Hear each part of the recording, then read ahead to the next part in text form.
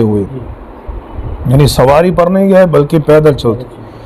تو حضرت جابر بن عبداللہ رضی اللہ تعالیٰ عنہ بڑے جلیل القدر صحابی ہیں، یہ بے ہوش ہو گئے. فَأُغْمِيَ عَلَيَّ، فرماتے ہیں مجھ پر غشی طاری ہو گئی.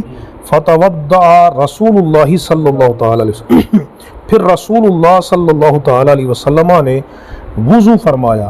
ثم صب علی من وضوئہ، اور پھر نبی کریم علیہ السلام نے اپنے وضو، یہ واو کے فتح کے ساتھ نا اس پانی کو کہتے ہیں کہ جس کے ساتھ وضو کیا جائے، اپنے وضو کا پانی حضور نبی کریم علیہ السلام نے میرے اوپر ڈالا.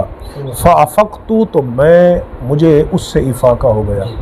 سمجھ آ رہی ہے نا؟ تو اس سے معلوم ہوا کہ اللہ تبارک و تعالیٰ نے اپنے محبوب علیہ السلام کو ایسی شان عطا فرمائی ہے کہ آپ کے جسم مبارک سے پانی لگ جائے تو وہ بھی بیماری کے دور کرنے کا ذریعہ بن جاتا ہے.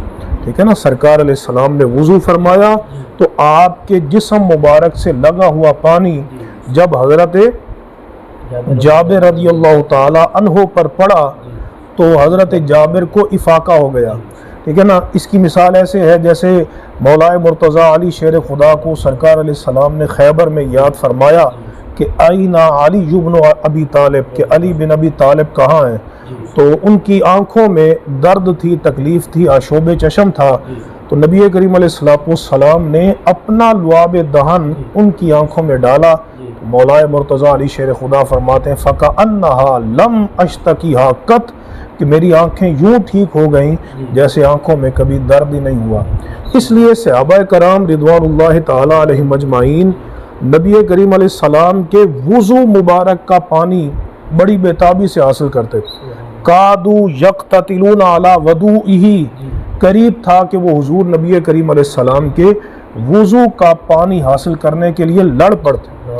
اور جب سرکار علیہ السلام کا لعاب دہن زمین پر آتا، صحیح بخاری کی روایت ہے، عروہ بیان کرتے ہیں کہ ما تنخم نخامہ الا وقعت فی کف الرجل منہم، کہ سرکار دو عالم علیہ السلام جب اپنا لعاب دہن زمین پر ڈالتے تو وہ زمین پر نہیں گرتا بلکہ کسی صحابی کے ہاتھ پر، صحابی اپنا ہاتھ کر دیتے. فَضَلَكَ بِهَا جِلْدَهُ وَوَجْهَهُ، اور پھر اس کے ساتھ وہ اپنے چہرے کو اور اپنے سینے کو، اپنے جسم کو مل لیتے. اور جس کو مل جاتا فَبِهَا، نہ ملتا تو وہ دوسرے کے ہاتھ سے مس کر کے نا اسے اپنے بدن کے اوپر مل لیتا. تو اللہ تبارک و تعالیٰ نے یہ شان، یہ عظمت نبی کریم علیہ السلام کو عطا فرمائی ہے. اور ایسا کیوں نہ ہوتا کہ اگر حضرت عیسیٰ علیہ السلام کی پھونک میں یہ برکت ہے اور آپ کے مس میں یہ برکت ہے کہ برس کے مریضوں کو شفا ملتی ہے اور مادرزاد نابینا